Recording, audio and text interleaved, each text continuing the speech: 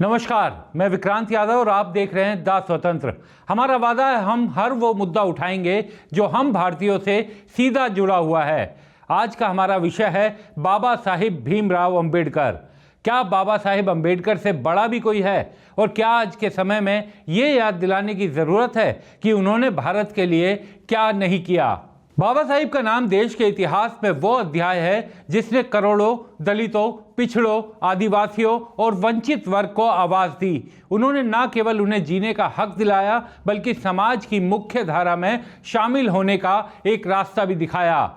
आज उनके योगदान पर एक नया विवाद छिड़ गया है। देश के गृह मंत्री अमित शाह ने संसद में अपने भाषण के दौरान कुछ ऐसा कहा कि जिसने पूरे देश में बहस छेड़ दी। तो क्या बीजेपी के लिए बाबा साहिब एक चुनावी मुद्दा बन चुके हैं या फिर इस विवाद को उनके सम्मान के साथ जानबूझकर जोड़ने की कोशिश की गई?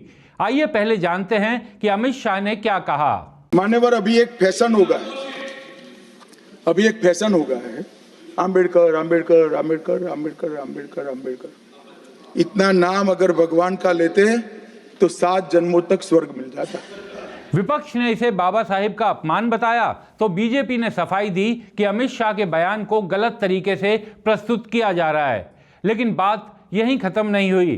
विपक्ष के नेता राहुल गांधी ने इसे बीजेपी की सोच पर सीधा जोड़ते हुए सवाल खड़े करने का मौका मान लिया है।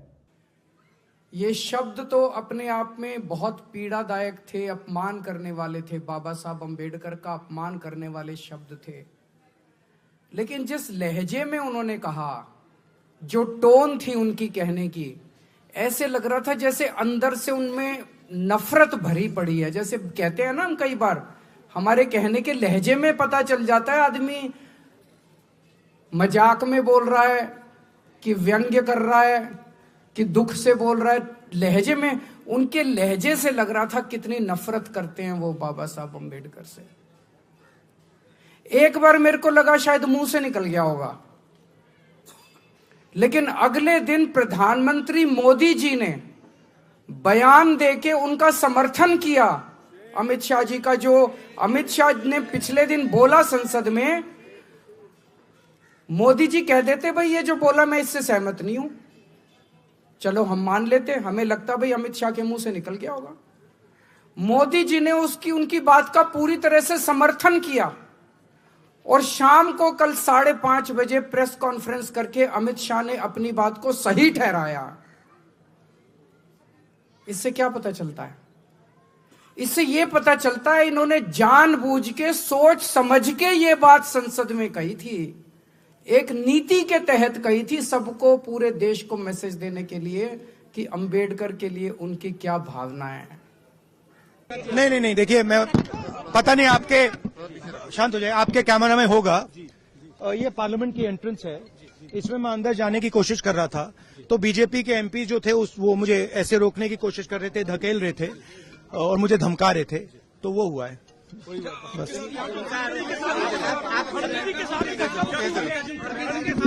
नहीं, देखिए, हाँ किया है, मगर ठीक है, कोई मतलब धक्का मुक्की से हमें कुछ होता नहीं है।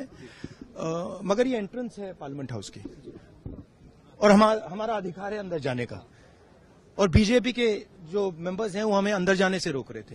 सेंट्रल इशू है जो आप लोग मांग कर रहे हैं अमित शाह के रेजिग्नेशन। नहीं, सेंट्रल इशू है कि ये कॉन्स्टिट्यूशन पर आक्रमण कर रहे हैं और जो अंबेडकर जी की मेमोरी है उसका अपमान कर रहे हैं। बीजेपी सर आप लोगों से माफी की मांग कर रही है, कह रही है कांग्रेस माफी मांगे। मैम आपके साथ मुक्ति हुई है? मैम प्रियंका जी आपके साथ कोई? संसद से सड़कों तक आंदोलन।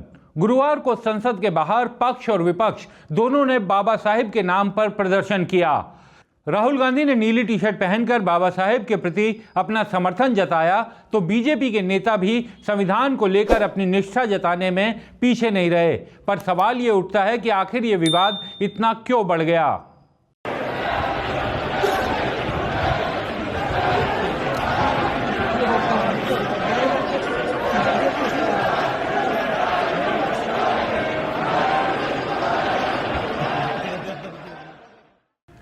बाबा साहिब का राजनीतिक महत्व। बाबा साहेब भीमराव अंबेडकर सिर्फ भारत के संविधान के निर्माता नहीं हैं, वो उस वर्ग के प्रतिनिधि हैं जो सदियों से शोषण, अन्याय और भेदभाव का सामना करता आया है। 2011 की जनगणना के मुताबिक भारत में दलित आबादी लगभग 20 करोड़ है।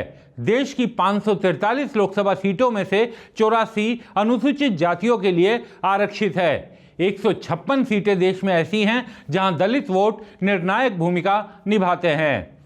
2019 के लोकसभा चुनाव में बीजेपी को दलितों का 34% वोट मिला था, लेकिन 2024 में यह घटकर 31% ही रह गया। इसका असर यह दिखा कि बीजेपी को 2019 की तुलना में 34 सीटों का नुकसान उठाना पड़ा। संविधान बदलने का डर और विपक्ष की रणनीति। 2019 के बाद से विपक्ष का एक सबसे बड़ा आरोप रहा है कि बीजेपी संविधान बदलने की कोशिश कर सकती है। अनंत हेगड़े और बीजेपी के सांसद लल्लू सिंह के बयान विपक्ष के लिए हथियार बन गए। इसके लिए कई नियम बदलने होंगे, संविधान में संशोधन करना होगा और बहुत सारे काम करने। सरकार तो 272 पर भी बन जाता है, लेकिन 272 की सरकार संविधान में संशोधन नहीं कर सकती। उसके लिए 2/3 बहुमत से अधिक सीट या नया संविधान बनाना, इसके लिए कई नियम बदलने होंगे, संविधान में संशोधन करना होगा और बहुत सारे काम करने। सरकार तो 272 पर भी बन जाता है, लेकिन 272 की सरकार संविधान में संशोधन नहीं कर सकती। उसके लिए 2/3 बहुमत से अधिक सीट या नया संविधान बनाना। इसी डर को भुनाने के लिए विपक्ष ने 2024 के चुनाव में जोर शोर से प्रचार किया और यही कारण है कि बाबा साहिब का नाम हर उस दल के लिए वोट की कुंजी बन चुका है जो राजनीतिक अखाड़े में उतरता है।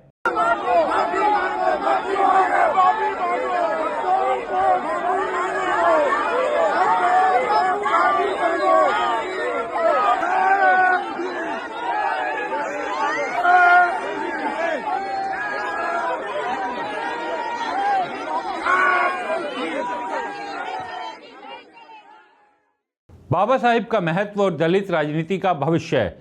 बाबा साहिब ने जो समाज सुधार किया वो केवल किताबों तक सीमित नहीं है। आज भी उनके विचार देश की राजनीति को दिशा देते हैं। बाबा साहिब का नाम दलितों के लिए केवल एक प्रतीक भर नहीं है, यह उनके आत्मसम्मान और अधिकारों का प्रतीक है। इसीलिए हर पार्टी उनके नाम से जुड़ने की कोशिश करती है। अमित शाह की सफाई और बीजेपी की चुनौतियां। बीजेपी जानती है कि बाबा साहेब का मुद्दा उसके लिए संवेदनशील है। यही वजह है कि गृह मंत्री अमित शाह और प्रधानमंत्री नरेंद्र मोदी दोनों ने बयान जारी कर विपक्ष पर गलतफहमी फैलाने का आरोप लगाया। लेकिन सवाल यह है कि क्या ये सफाई काफी है? क्या विपक्ष इसे बड़ा चुनावी मुद्दा बना पाएगा? नहीं, सिर्फ मुझ पर नहीं, कई बार प्रधानमंत्री जी के लिए भी इस प्रकार के प्रयास किए, चुनाव के वक्त मेरे लिए भी किया था, फिर से एक बार कर रहे हैं।